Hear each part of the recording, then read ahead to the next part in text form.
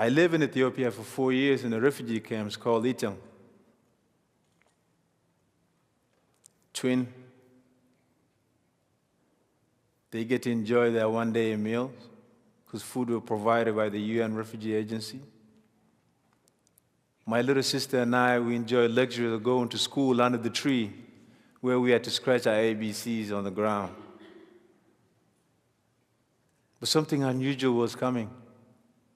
The civil war erupted in Ethiopia in 1991 on May 26, I remember very well. That's the day that I lost contact with my mom, my brothers, and many of my siblings, and everybody ran separate directions. I ran towards Sudan by myself. I was about the age of 13. I walked in a flooded season, day in, day out, until I find a military base that had food and water and also security, and I didn't hesitate to join, and I became a child soldier. I spent months in a military base. My work was very basic.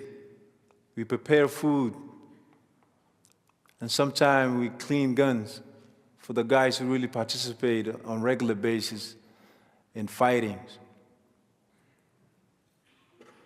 But a huge battle came to our area, our military camps, where they killed most of my friends that I sleep with them in the same blankets every day, Madalat and Nyankur. I ran so fast until I forgot where I was going. That day was a turning point for me. That's when I asked myself, if I stay here in this country, Sudan, my life is going to end like Madalat and Nyankur. That's the day that I decided to really attach myself to the band of boys who were going to Ethiopia to seek for safety. We walked 520 miles. We were digging encampments and corpses who would try to risk our lives. Luckily, we got to Ethiopia, and we met a man who was driving a truck. We gave him a few bucks, and then he put us in his trucks, took us across Ethiopia all the way to the border, Ethiopia and Kenya. So we find other trucks, and they took me across Kenya, and then they took me to the refugee camps called Dadaab Ifo. Dadaab was a very desert place. Barely tree there. 120 degrees every day. I find it tough to live there, but I had hopes to be there because we heard there was an opportunity to be resettled in the United States, Denmark, Norway, Canada.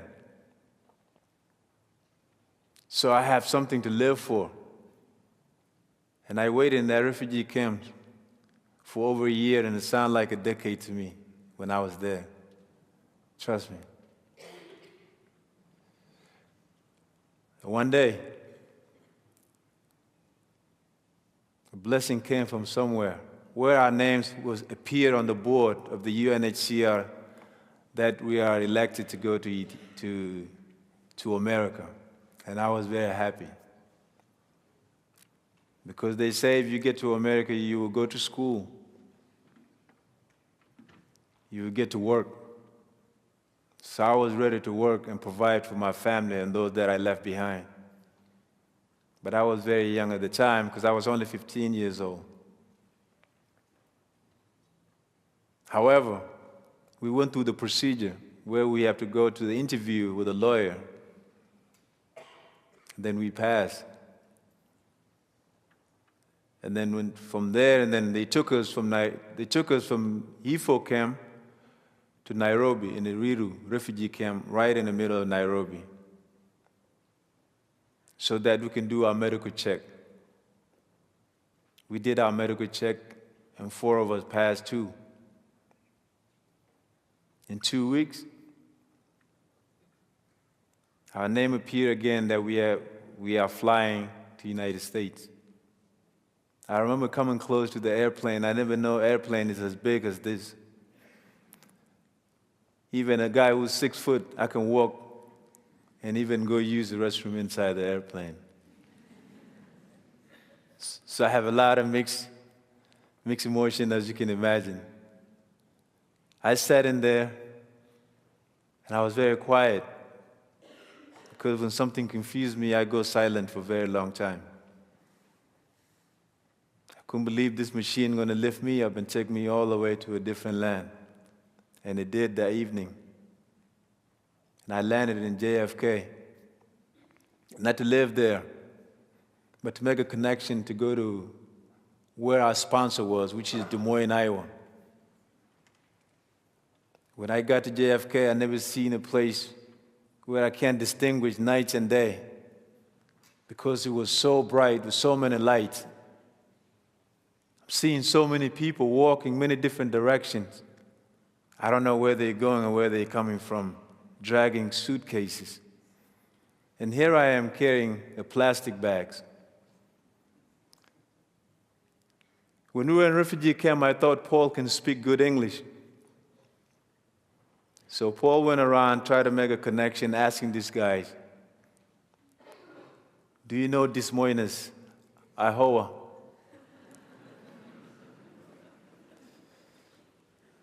Yeah, Des Moines, Iowa. It's like, give me your ticket. The guy looked at it, it's like, oh, this is Des Moines, Iowa. So that day I knew Paul English was dying. So we made our connection and we made it to Des Moines, Iowa. We were received by our colleagues who came a year before show was around. My thoughts all about school. School is something that I was risking my life for. To come to the strange land where I have to learn how to live and how I have to learn to navigate and make something of myself. And the dream that one day I can go home or one day I can read and write, that was a motivation that I always have. I'm glad I can tell this story to you guys, not in my mother tongue, in your language. I was 16 years old. I was put in a class with American kids, Cambodian.